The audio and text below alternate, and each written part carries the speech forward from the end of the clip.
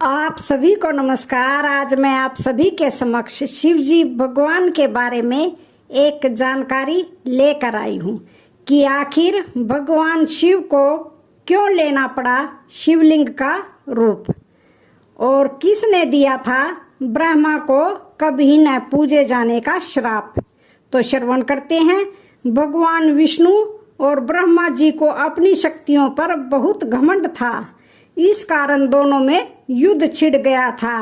भगवान शिव को देवों का देव कहा जाता है।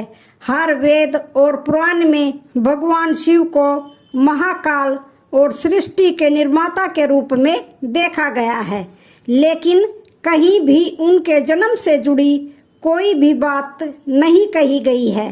भगवान शिव को निरंकार माना जाता है।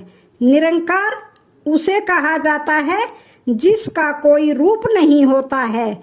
माना जाता है कि भगवान शिव ने ही सृष्टि के निर्माण के बारे में सोचा था। इसके बाद उन्होंने भगवान विष्णु को जन्म दिया। भगवान विष्णु की नाभि से ब्रह्मा जी उत्पन्न हुए।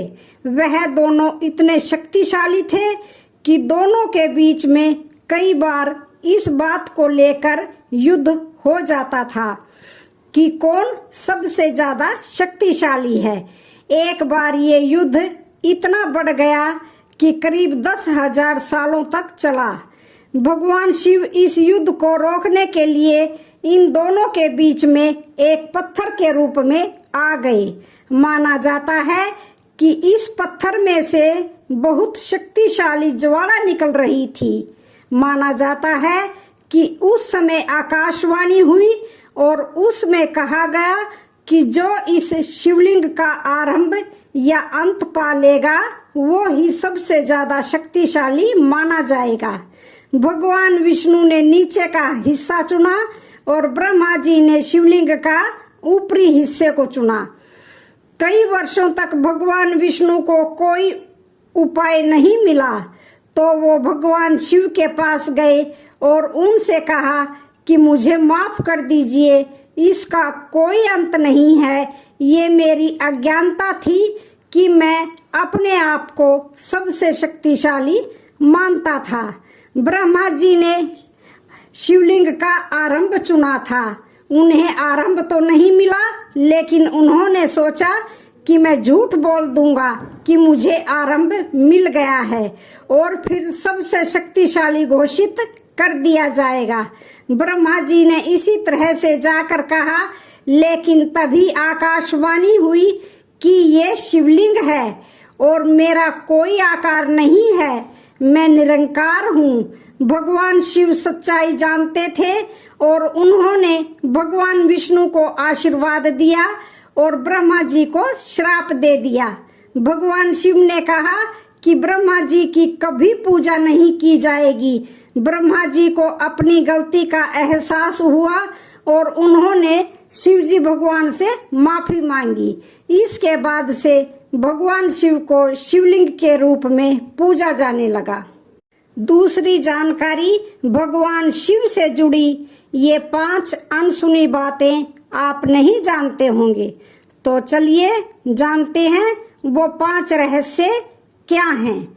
आज हम आपको यहाँ भगवान शिव से जुड़े कुछ रहस्यों के बारे में बताने जा रहे हैं। भगवान शिव अर्थात माता पार्वती के पति शंकर को महादेव, भोलेनाथ, आदिनाथ आदि कहा जाता है। इनका एक नाम त्रिपुरारी भी है। जिस तरह से इस सृष्टि के रचनाकार ब्रह्मा जी हैं और विष्णु जी पालक हैं, ठीक उसी तरह शिव जी सृष्टि के सहारक हैं। उनका रहन सहन वेशभूषा विचित्र है। देवों के देव महादेव से जुड़े ऐसे कई रहस्य हैं जो शायद ही आप जानते होंगे। ऐसे में आज हम आपको बताएंगे कि भगवान शिव से जुड़े उन रहस्यों के बारे में। सर्वप्रथम शिव ने ही धरती पर जीवन के प्रचार का प्रयास किया, इसलिए उन्हें आदिदेव भी कहा जाता है। आदिदेव होने की वजह से उनका एक नाम आदिश भी है। भगवान शिव का नाग, भगवान शिव के गले में जो नाग लिपटा रहता है उसका नाम वासुकी है। यह शेषनाग के बाद नागों का दूसरा राजा था। वासुकी के बड़े भाई का नाम शेषनाग है। शिवजी ने खुश होकर इसे गले में डालने का वरदान दिया था। शिवलिंग की पूजा।